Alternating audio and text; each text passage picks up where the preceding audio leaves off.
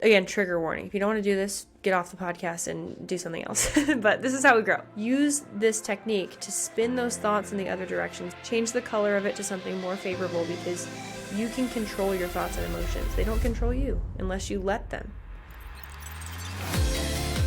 Well, what's up, everybody? Welcome to the Powerhouse Podcast. I'm your host, Coach Megan, and man, it's so good to be back with you guys after a long break. Today, we're going to be talking about how to become present in a world that is going so quickly, kind of flying by us at 200 miles an hour. I'm somebody that lives at a very quick pace. I run 3 companies, and now my family is, drumroll, launching a church next year. So there's a lot going on.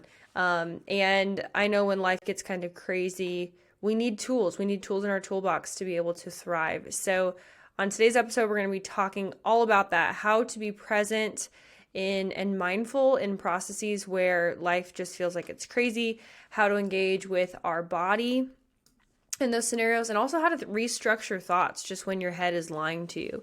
So super excited to dive into this today, and let's get after it.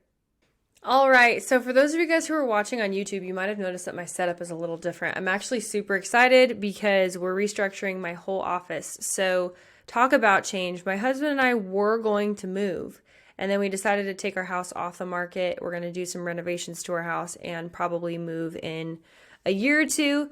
So you guys can't see this, but to my right, we've got alabaster white and Jaipur pink on the walls because we're going to be changing my office into a beautiful pink and white powerhouse set, which just has me all jazzed. And like I said, we're navigating a lot of change even in my own life. I know a lot of you guys are starting local season right now. We had a few clients win this past weekend. Woohoo! So awesome. And when you have situations, we've talked about the self-coaching model a lot of different times. When you have situations, they produce thoughts, which produce emotions, which produce actions, which produce your results. And then when we get results, then we start all over again and we drop back into those results, give us new thoughts and new emotions, and that can be kind of overwhelming. So I want to give you guys some strategies today on how to deal with that. Who wants to deal with their mind rather than their mind dealing with them, right? So first I want to talk about triggers, okay? So what is a trigger? I guess trigger warning for anybody. When you're experiencing a situation that triggers an unpleasant emotion that you don't want, rather than addressing the content of your thoughts and emotions, we can focus on the structure, okay? Most people aren't actually aware that there is a structure to an emotion or a feeling.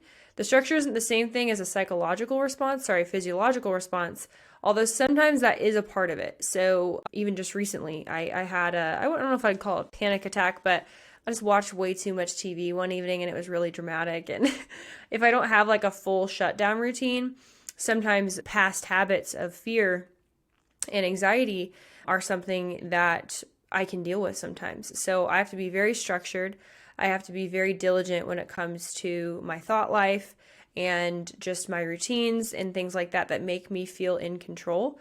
Because if I don't have certain things that are certain in my life, again, running 3 different businesses, or is it 4? Atlanta and I just started a consulting company. So 4 businesses, a church, having hundreds of clients all at one time and wanting to do right by people, focusing on my marriage, having a social life, going to the gym, keeping healthy, right? Like that's a lot of plates to spin in the air. So sometimes when we have negative or triggering thought or emotional responses, you actually feel it in your physiology as well. We've talked a lot about on the podcast that state is 2 things. It's psychology and physiology. And so I just wanted to level with you guys first and foremost that I'm a human being, and it's important to know yourself, because the beginning of self-awareness starts with even knowing how to coach yourself in a situation, because you know your triggers, you know your habits, you know what healthy and unhealthy looks like for you, and then you can start to break those things down, okay?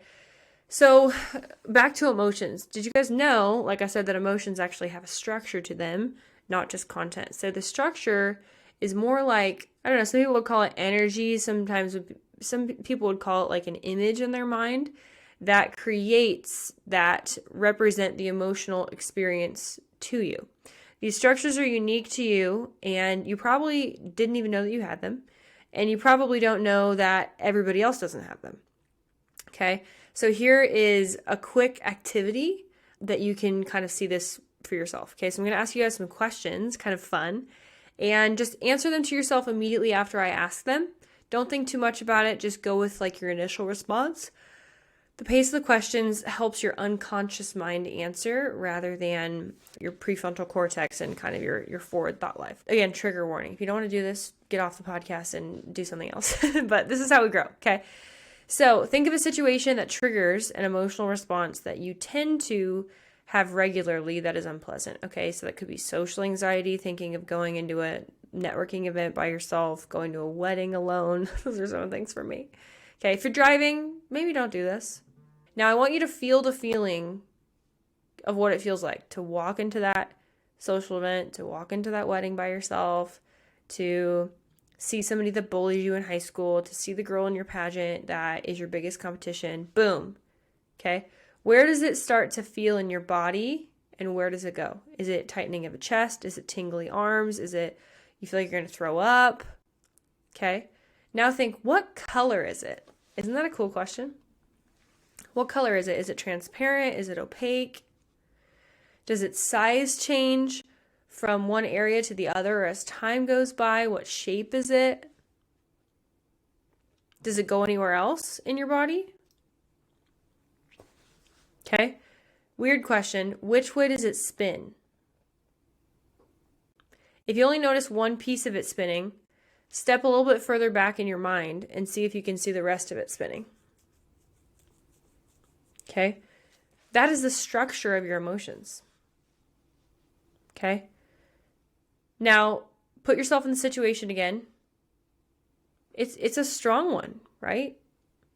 Now, inside that situation, spin that structure the opposite way and change that color to a color that you like better.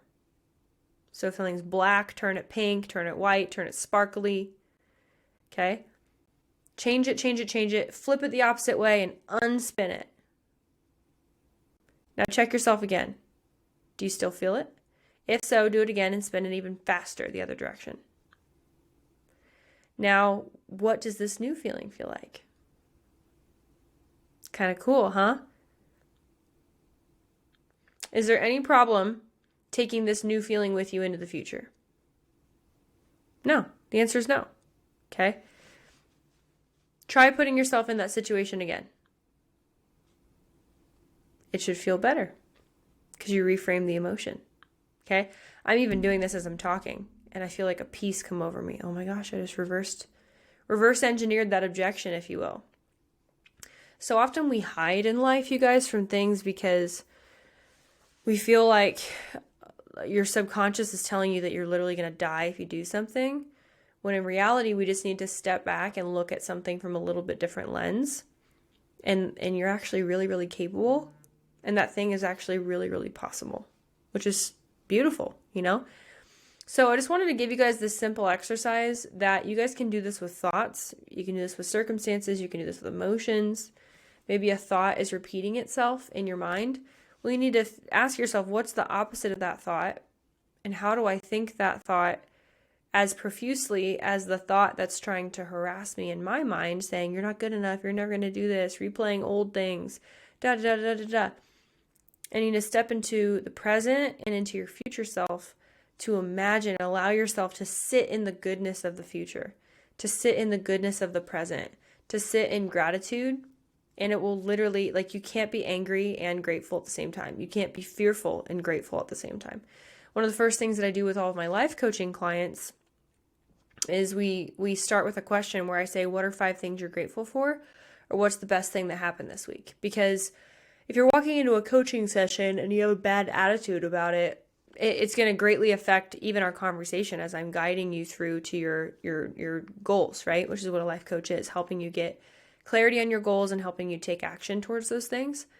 So it's super important that we even put them in a positive state so that when they're answering and when they're thinking about these things, they're in a state of abundance, not a state of fight or flight, fear, rejection, abandonment, these different things. So the next time that you are, you need to be at that wedding, but your +1 bailed last second, or you're nervous because you're going to see your ex-boyfriend at a mutual event and that makes you feel a certain way, right? Or whatever. use this technique to spin those thoughts in the other direction, spin that emotion in the other direction, change the shape of it, change the color of it to something more favorable, because you can control your thoughts and emotions. They don't control you unless you let them. You can control your thoughts and emotions, okay? Try this. It's good to be back, by the way. Super excited for next week's episode. Try this, and I want to hear your guys' comments, okay?